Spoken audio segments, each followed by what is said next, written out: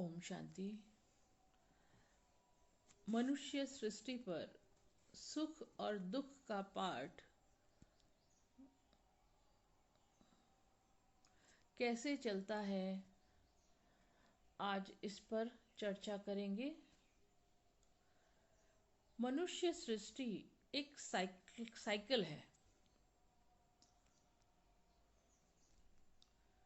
जैसे घड़ी होती है ना, आप घड़ी को लीजिए। घड़ी में क्या होता है, 12 बजते हैं, दोनों सुई एक हो जाती है। फिर 12 से 1, 2, 3, 4, 5, 6, है ना। इस तरह से फिर वो 12 पर सुई जाती है। सेम इसी तरह से मनुष्य सृष्टि साइकिल भी चलता है। मनुष्य सृष्टि का साइकिल, उसकी अवधि होती है 5000 वर्ष। 5000 वर्ष के बाद फिर सृष्टि की पुनरावृत्ति होती है, फिर वो रिपीट होती है एज इट इज। अब आप देखिए, जब आप घर में पूजा करते हैं तो एक स्वास्तिका बनाते हैं ना, दीवारों पर भी स्वास्तिका बनाते हैं पूजा के टाइम। और जहाँ पूजा मंदिर होता है वहाँ भी स्वास्तिका बनाते हैं हम लोग। कि वो स्वास्तिका क्या है? उस स्वास्तिका में 4 भाग होते हैं बराबर। अगर उन चारों भागों को हम मिला दें तो एक साइकिल बन जाएगा, सर्कल बन जाएगा। वही मनुष्य सृष्टि साइकिल है।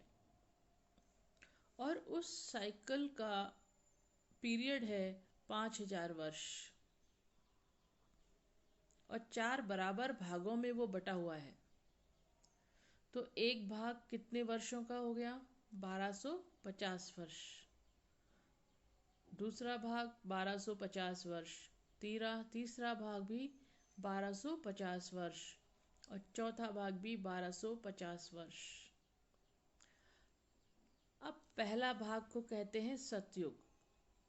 जो घड़ी 12 से 3 पर आती है ना, वो जो पोर्शन है वो है 1250 वर्ष, जिसको हम सतयुग कहते हैं।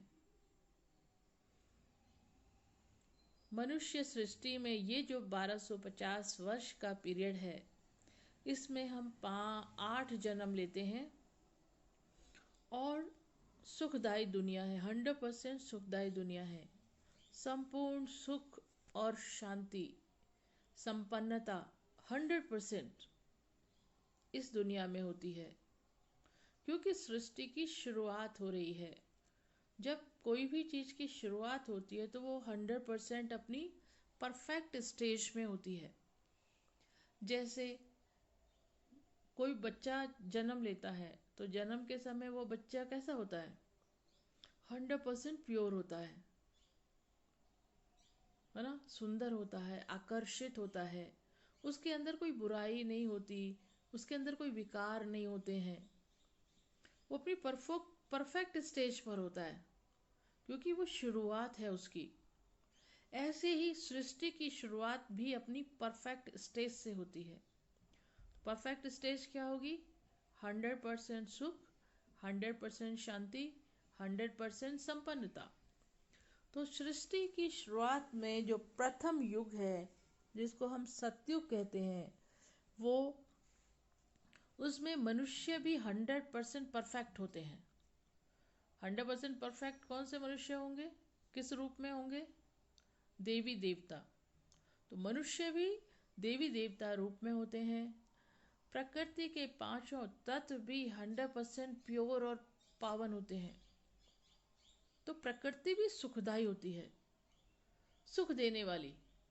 अभी तो प्रकृति कष्ट दे रही है हमें, लेकिन उस समय 100% सुखदायी होती है। कुछ भी हो, पेड़ पौधे जानवर सभी सुखदायी होते हैं वहाँ पर, क्योंकि वो है ही सुख की दुनिया, सृष्टि की शुरुआत। तो सृष्टि की शुरुआत का जो पहला युग है उसको हम सतयुग कहते हैं, जिसको और भी नामों से जानते हैं। स्वर्ग, पैराडाइज, बैकुंठ, जन्नत, जन्नत कहते हैं जन्नत,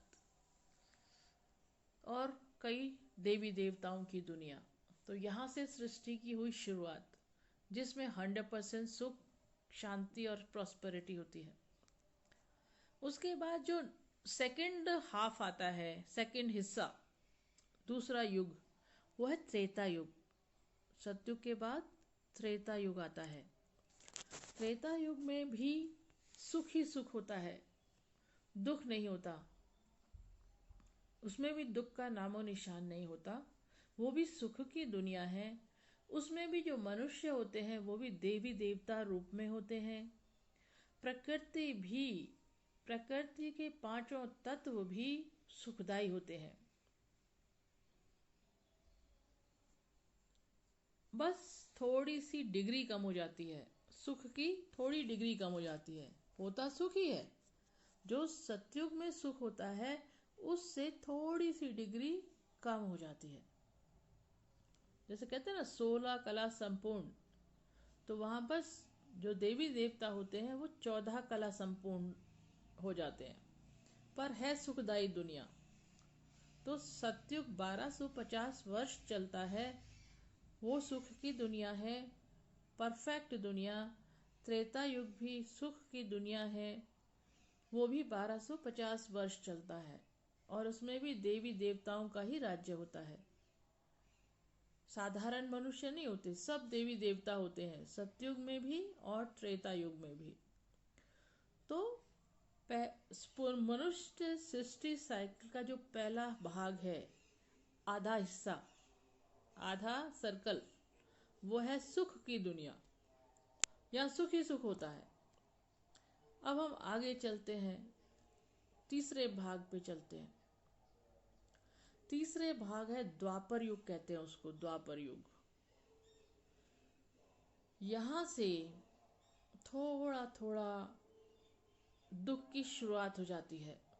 यहाँ भी सुखदायी होता है, सुख होता है, लेकिन थोड़ा थोड़ा दुख शुरू हो जाता है। हमारे अंदर थोड़ी थोड़ी बुराइयां आने लगती हैं, थोड़े विकारों की प्रवेशता हो जाती है। ईर्ष्या, घृणा, कंपटीशन, कंपैरिजन, क्रोध, काम, ये सब चीजें हमारे अंदर, लोभ, लालच, यहाँ से शुरुआत होती है। देवी देवताओं में ये सब चीजें नहीं होती, इसलिए वो सुख की दुनिया है। अब हम मनुष्य रूप में आ जाते हैं, तो ये सब चीजें हमारे अंदर, बुराइयां की प्रवेशता होती है। एकदम नहीं होती, थोड़ी थोड़ी होनी शुरू हो जाती है। तो थोड़ा सा भी अगर ऐसा विकार आया, बुराइयां आई, तो थोड़ा थोड़ा दुख भी आएगा फिर, है ना। तो यहाँ से दुख की शुरुआत होती है द्वापर युग से। यह है तीसरा युग। 4 युग है ना, 4 पार्ट है ना इस मनुष्य सृष्टि के। तो तीसरे में क्या हो गया, थोड़ा थोड़ा दुख शुरू हो गया। तो जब दुख शुरू होता है तो हम भगवान को याद करते हैं, तो यहाँ से मंदिर बनने शुरू हो जाते हैं। सतयुग त्रेता में कोई मंदिर की जरूरत नहीं होती, भगवान को याद करने की जरूरत नहीं होती, क्योंकि संपूर्ण सुख की दुनिया है। अब यहाँ से थोड़ा दुख शुरू हुआ तो भगवान को याद किया, तो उसकी याद में मंदिर बनाने शुरू किए। तो द्वापर युग से मंदिर बनने शुरू होते हैं, माने ईश्वर को याद करना शुरू करते हैं। मंदिर बनाना, पूजा पाठ करना, ये सब द्वापर युग से शुरू होता है। क्योंकि दुख की थोड़ी थोड़ी प्रवेशता हो गई, दुख आना शुरू हो गया, और उसका कारण है हमारे अंदर कमी, कमजोरियां, विकार, काम, क्रोध, लोभ, मोह, अहंकार, ये सब हमारे अंदर आने लगे। तो इन्होंने दुख को जन्म दिया। तो यहाँ से दुख की शुरुआत हो जाती है द्वापर युग से। तो उसका रिजल्ट क्या हुआ फिर, यहाँ हम मंदिर बनाने शुरू करते हैं। सबसे पहले शिव के मंदिर बनाते हैं, क्योंकि शिव ही महादेव हैं, देवों के देव महादेव, मतलब देवी देवताओं की रचना करने वाले स्वयं शिव हैं। सर्वोपरि, ऊंचे ते ऊंचा भगवान, इसीलिए उनको महादेव कहते हैं, शिव। तो हमने उनके मंदिर बनाने शुरू किए और पूजा पाठ शुरू हुई। तो 12 द्वापर युग भी 1250 वर्ष का होता है। द्वापर युग में भी सुख अधिक होता है, दुख बहुत कम होता है, क्योंकि शुरुआत है ना दुख की, यहाँ से शुरुआत होती है। तो शुरुआत में एकदम थोड़ी दुख आ जाएगा। तो यहाँ पर पूजा पाठ हो गई शुरू, मंदिर बनने शुरू हो गए और पूजा होनी शुरू हो गई। पहले शिव के मंदिर बनाए, सोमनाथ मंदिर द्वापर युग में सबसे पहला बड़ा मंदिर बना, जो राजा विक्रमादित्य ने बनाया। उसके बाद आगे चलिए, जैसे जैसे द्वापर युग आगे बढ़ता है, दुख थोड़ा थोड़ा और आगे बढ़ता है, दुख भी आगे बढ़ता है और पूजा पाठ होती है। इसी युग में अब धर्म की स्थापना होती है। 3 बड़े बड़े धर्म, सबसे पहले इस्लामी धर्म की स्थापना होती है। उसके 250 वर्ष के बाद फिर बौद्ध धर्म की स्थापना होती है और उसके 250 वर्ष के बाद क्रिश्चियन धर्म की स्थापना होती है। तो ये तीनों बड़े बड़े जो धर्म हैं वो द्वापर युग में स्थापित होते हैं। तो यहाँ पर मंदिर बनने शुरू हुए, द्वापर युग में पूजा शुरू हुई, थोड़ा थोड़ा दुख की शुरुआत हो गई। द्वापर के एंड तक थोड़ा और दुख की डिग्री बढ़ गई, क्योंकि विकार हमारे अंदर आते जा रहे हैं, बुराइयां आती जा रही हैं। तो हम देवी देवता नहीं रहे, अब देवी देवता से अब हम मनुष्य बन गए, क्योंकि देवी देवताओं में तो कोई विकार नहीं होते, है ना, मनुष्यों के अंदर हैं विकार होते हैं। तो अब हम देवी देवताओं का राज्य समाप्त, अब हम मनुष्य सृष्टि, मनुष्य रूप में आ गए और दुख थोड़ा थोड़ा बढ़ने लगा। द्वापर युग के एंड तक 3 बड़े बड़े धर्म स्थापित हो जाते हैं इसी द्वापर युग में। पहले इस्लामी धर्म, इस्लाम धर्म की स्थापना, फिर बौद्ध धर्म की स्थापना और फिर क्रिश्चियन धर्म की स्थापना। फिर आता है द्वापर युग, वो कलयुग, चौथा युग है कलयुग। द्वापर युग में हम आत्माओं की क्वालिटी होती है रजो। शुरू में रजो प्रधान होते हैं, फिर द्वापर के अंत तक हम रजो हो जाते हैं। ये हम आत्माओं की क्वालिटी है, जिसको हम डिग्री ऑफ प्योरिटी कहते हैं ना, वो थोड़ी थोड़ी कम हो जाती है। तो द्वापर के शुरू में हम आत्माएं रजो थी और अंत में रजो प्रधान हो जाती हैं। उसके बाद जो चौथा युग है और अंतिम युग, वो है कलयुग। कलयुग के में हम आत्माएं क्या हो जाती हैं, तमो। ये आत्मा की क्वालिटी होती है, सतो प्रधान, सतो, फिर तमो प्रधान, तमो, फिर रजो प्रधान, फिर रजो, फिर तमो प्रधान और फिर तमो। तो आत्माएं कलयुग में कैसी होती हैं, तमो। और कलयुग में दुख बढ़ने लगता है, जनसंख्या भी बढ़ती रहती, धीरे धीरे हर युग से जनसंख्या भी बढ़ती जा रही है, पॉपुलेशन भी बढ़ती जा रही है। तो कलयुग में पॉपुलेशन बहुत स्पीड से बढ़ती है। इस समय देखिए कितनी पॉपुलेशन है, ये कलयुग का अंत समय है। हम कहाँ खड़े हैं, कलयुग के अंत पर खड़े हैं। तो पूरी दुनिया में क्या हो रहा है, तो कलयुग के शुरू में हम होते हैं तमो, आत्मा की क्वालिटी होती है तमो। और धीरे धीरे चलते चलते कलयुग अंत में हम तमो प्रधान हो जाते हैं। मतलब मुझ आत्मा में कोई क्वालिटी नहीं बचती, तो उसको कहते तमो प्रधान अवस्था। जो सबसे सबसे गिरावट की अवस्था होती है ना, सबसे गिरावट, उस अवस्था को तमो प्रधान अवस्था कहते हैं। उस समय मैक्सिमम दुख होता है। कलयुग के शुरू में से दुख होता है, लेकिन 1250 वर्ष का जो कलयुग की अवधि है, पीरियड है, उसमें दुख बढ़ता जाता है। और इस समय कलयुग का अंत समय है, जिसको हम घोर कलयुग कहते हैं। दुनिया अभी भी नहीं मानती कि ये कलयुग का अंत समय है। वो तो बोलते हैं अभी भी कलयुग में 40,000 वर्ष पड़े हैं। तो कितनी कंफ्यूज्ड है दुनिया। देखिए, दुनिया में मौत का बाजार गर्म हो रहा है, उधर प्रकृति भी अपना रुख दिखा रही है। तो ये विनाश की निशानियां हमें साफ दिखाई दे रही हैं। तो ये कलयुग का, घोर कलयुग का समय ही है ना। तो इस समय मैक्सिमम दुख है इस दुनिया में। यह है कलयुग का अंत का समय। तो कलयुग में जनसंख्या भी बड़ी स्पीड से बढ़ती है। आत्माएं ऊपर से नीचे आती हैं, और इसी कलयुग में मृत्यु दर भी बढ़ती है।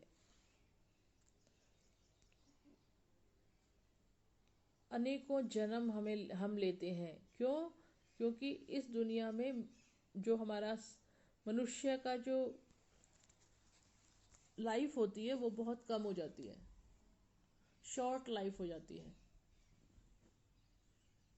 और हम जल्दी जल्दी शरीर छोड़ देते हैं, फिर दूसरा जन्म लेते हैं, फिर 50 वर्ष जिएंगे तो फिर मृत्यु, फिर दूसरा जन्म, ऐसे करते करते कलयुग में हम बहुत जन्म लेते हैं और हमारी आयु बहुत कम हो जाती है। एवरेज आयु बहुत कम होती है।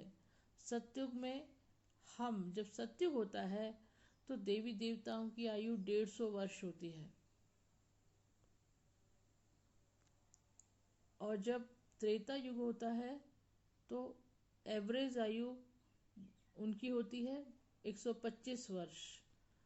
तो आप इससे अंदाजा लगाइए कि कलयुग में मृत्यु दर बढ़ जाती है, दुख बढ़ जाता है, पाप बढ़ जाता है। और जब कलयुग का अंत समय में दुख अपनी चरम सीमाओं पर होता है, धर्म पिताएं भी धर्म भ्रष्ट बन जाते हैं, सभी कर्म भ्रष्ट हो जाते हैं। उस समय कलयुग के अंत में मैक्सिमम दुख होता है। तो जब सृष्टि की शुरुआत हुई तो 100% सुख था। अब हम सृष्टि का चक्र पूरा हो रहा है, कलयुग के अंत समय पे है, तो मैक्सिमम दुख है। तो सृष्टि की शुरुआत सुख से होती है, सुख 100% सुख से होती है, और सृष्टि साइकिल पूरा होते हुए अनेक जन्म हम युग, सतयुग में, त्रेता में, द्वापर युग में, कलयुग में अनेकों जन्म लेते लेते जब कलयुग के अंत में पहुंचते हैं तो कलयुग के अंत में सुख कम होता है और दुख मैक्सिमम होता है। तो अभी हम उसी स्टेज पर खड़े हैं कलयुग के अंत में। तो पूरी दुनिया में देखो दुख कितना है और सुख कितना है। तो दुख की परसेंटेज बड़ी है और सुख कम हो रहा है। तो ये प्रोपोर्शन है। दुख अपनी चरम सीमा पे होगा तो सुख तो समाप्ति हो जाएगा ना। तब उस समय सभी भगवान को पुकारते हैं कि हे प्रभु, हमें यहाँ से लिबरेट करो। तब अंत समय में परमात्मा का इस सृष्टि पर अवतरण होता है। और वो इस दुख की दुनिया को समाप्त कर सुख की दुनिया का निर्माण करते हैं, स्थापना करते हैं। ये होता है कलयुग के अंत समय में। तो ये पूरा सृष्टि साइकिल हमने आपको बताया कि सुख और दुख का जो खेल है इस सृष्टि पर कैसे चलता है। शुरुआत 100% सुख से होती है, फिर धीरे धीरे सत्युग त्रेता में सुख होता है, फिर द्वापर और कलयुग में दुख की शुरुआत होती है और कलयुग के अंत में मैक्सिमम दुख होता है। दुख बढ़ गया मैक्सिमम और सुख मिनिमम हो गया। तो ये सृष्टि साइकिल है कि इस सृष्टि पर हम कब कब कैसे कैसे जन्म लेते हैं, कैसे कैसे हम कर्म करते हैं और कितना सुख और दुख हमें कब कब होता है। तो ये टोटल मनुष्य सृष्टि साइकिल है। तो इससे आपको क्लियर हुआ होगा, क्योंकि कलयुग में हम खड़े हैं और मैक्सिमम दुख है, तो हमें स्पष्ट होना चाहिए कि सुख कब होता है, दुख कब होता है। तो ये चार जो चक्र है, सतयुग, त्रेता, द्वापर युग और कलयुग। कलयुग के अंत में एक छोटा सा युग होता है, संगम युग, जब बहुत अति दुख इस सृष्टि पर हो जाता है। धर्मात्मा भी धर्म भ्रष्ट हो जाते हैं, कर्म भ्रष्ट हो जाते हैं, राजनेताएं सभी सृष्टि पर तमो प्रधान आत्माएं हो जाती हैं। पांचों विकारों की प्रवेशता अपने मैक्सिमम चरम सीमा पर होते हैं, तो दुख मैक्सिमम होता है और तब परमात्मा इस सृष्टि पर अवतरित होते हैं और नई दुनिया, सुख की दुनिया की स्थापना करते हैं। तो ये है सृष्टि का साइकिल। ओम शांति।